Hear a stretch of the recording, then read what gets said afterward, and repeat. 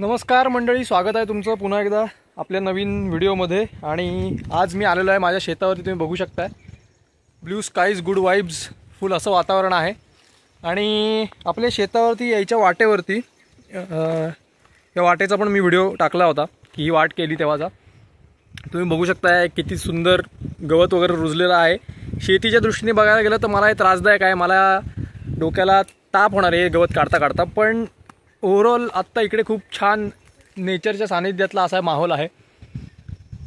तुम्ही आसमंत पण बघू शकता, आकाश इतकं निरभ्र। आणि आता नवरात्र सुरू आहे, नवरात्र सुरू असल्यामुळे अतिशय आल्हाददायक आणि मनमोहक वातावरण आहे।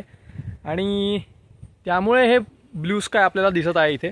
तर ठीक आहे, हा व्हिडिओ मोर स्पेसिफिकली मी शेतीच्या अपडेटसाठी करतोय। आपल्याला आपला ऑडियन्स पण ग्रो करायचा आहे, त्यामुळे त्याच्या ग्रोथसाठी का होईना आपल्याला एक मोठा ऑडियन्स कॅचअप करायचा असेल तर त्यासाठी आहे थोडंसं इंग्लिश, म्हणजे हिंदी आणि इंग्लिश मिक्स आणि असा त्या टाईपच्या कॅटेगरीमध्ये आपण जातो आहे। पण आजचा व्हिडिओ पूर्णपणे आपला मराठीतच असणार आहे, सिन्स आपला मेजर शेतीचे व्हिडिओ बघणारा ऑडियन्स मराठी आहे। So let start. पहिले तर ही आपली शेती आहे। ज्यांनी कोणी शेतीचे आधीचे व्हिडिओ नसतील बघितले त्यांना सांगतो मी की तिथे थोडंसं साडीचे तुम्हाला टोकं दिसतात, ती आपली बाउंड्री आहे। तिथे पण दिसत असेल साडीचं थोडंसं टोक, ती आपली बाउंड्री आहे। सो इथे टोटल आमच्याकडे ह्या भागाला चोंडा असं म्हणतात। तर हे 7 चोंडे इथे होते आपले शेतीचे।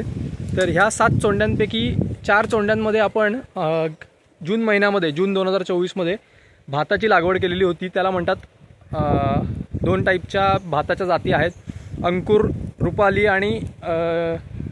आणि सुवर्णा, असे 2 भातांच्या लागवडी केलेल्या होत्या। त्यापैकी दोन्ही भातं आता पसावलेली आहेत। पसावलेली म्हणजे काय, तर त्या भाताच्या लोंबी ज्या असतात, म्हणजे दाणा भरण्याची प्रक्रिया सुरू झालेली आहे आणि भात तिथून येतो म्हणजे धान्य बाहेर पडतं, ते धान्य आता बाहेर पडलेलं आहे आणि त्याला म्हणतात पसावणे, भात पसावणे। सो आता भात पसावलेला आहे, तर ते आज तुम्हाला दाखवणार आहे मी। तोच शेतीचा अपडेट आहे। आपल्याला अंकुरचं भात तुम्हाला मी पहिले आता दाखवतोय। हे तुम्हाला इथे दिसत असेल, अंकुर जातीचं हे भात आहे। अतिशय सुंदर असं पसवलेलं आहे हे भात, खूप चांगला दाणा बाहेर आलेला आहे। हा बघा, सगळीकडेच छान आणि मेहनत फळाला आली। शेती करण्यातलं जे सुख आहे ना, सगळ्यात मोठं सुख शेती करण्यामधलं ते हेच आहे की तुम्ही काहीतरी शेती केलेली आहे आणि ते गोष्टीला, म्हणजे फळझाडं किंवा कोणत्याही प्रकारची शेती केलेली आहे आणि त्याला पुढे जाऊन त्याचं उत्पन्न तयार होणं, किंवा उत्पन्न म्हणण्यापेक्षा एक शेतकऱ्याचा मेन आनंद कुठे असतो, तर त्याचं ते जे पीक पेरलेलं आहे ते मोठ्या प्रमाणात पिकणं। सो इथे तुम्ही बघू शकता, ही थोडीशी बारडी सदृश्य काहीतरी दिसतंय, पण नाही, हा भातच आहे। तर हे असं छानपैकी इथे खूप साऱ्या लोंबी ह्या अख्ख्या तुम्ही शेतामध्ये बघू शकताय। हे सगळं अंकुरचं बियाणं पेरलेलं होतं। हे इथे ह्या 2 चोंड्यांमध्ये पण अंकुरचं बियाणं पेरलेलं होतं। छान भात झालेला आहे। आणि आता ह्या तुम्ही बघू शकताय, म्हणाल इथे की तुम्ही साप बीप असतात का, तर हो असतात ह्याच्यात साप। पण आता काय आहे, थोडंसं कोकणातच राहिल्यामुळे आणि इथल्या सवयी असल्यामुळे गोष्टींची, मी आता लहानपणापासून इथेच लहानाचा मोठा झाल्यामुळे काय मला तशी भीती वाटत नाही विशेष। पण इट इज नॉट रेकमेंडेड की तुम्ही असं चालू नका गवता बिवतातून, इट इज रिस्की। माझ्याकडे आता मी क्रॉक्स घालून आलोय म्हणून पण चालतोय, आणि दॅट इज सेकंड थिंग। आपला जो खालचा चोंडा आहे, म्हणजे ह्या साईडचा जो चोंडा दिसतोय तुम्हाला, या चोंड्यामध्ये अर्ध्या चोंड्यामध्ये आपण अंकुर पेरलेला होता भात।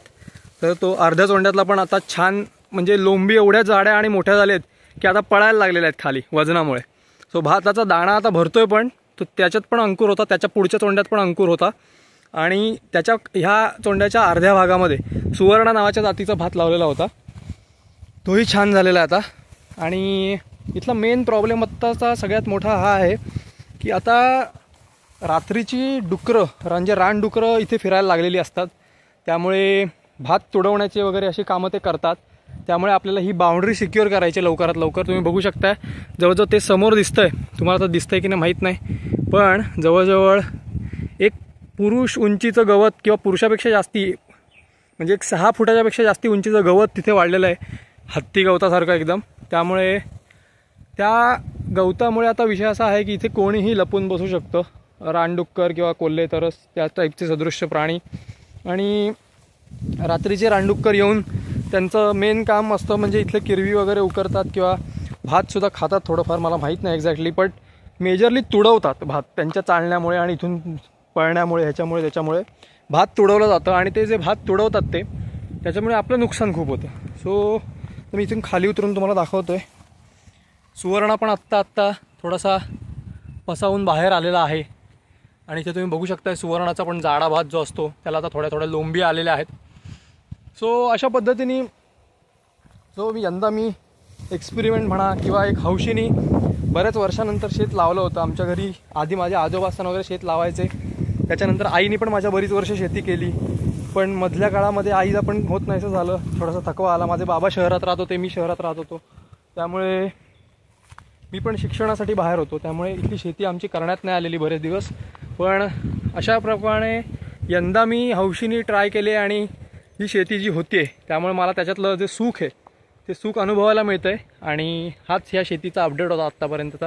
ह्याच्या आधीचे माझे शेतीचे व्हिडिओ तुम्ही नसतील बघितले तर नक्की बघा आणि ते व्हिडिओ बघितल्यानंतर आपल्या चॅनलला सबस्क्राईब करा. शेतीच्या बाहेरसुद्धा अजून खूप सारे व्लॉग मी टाकणार आहे. धन्यवाद आत्तापर्यंत बघत असाल तर, आणि थँक्यू सो मच. असाच सपोर्ट करत राहा भावाला. बाय.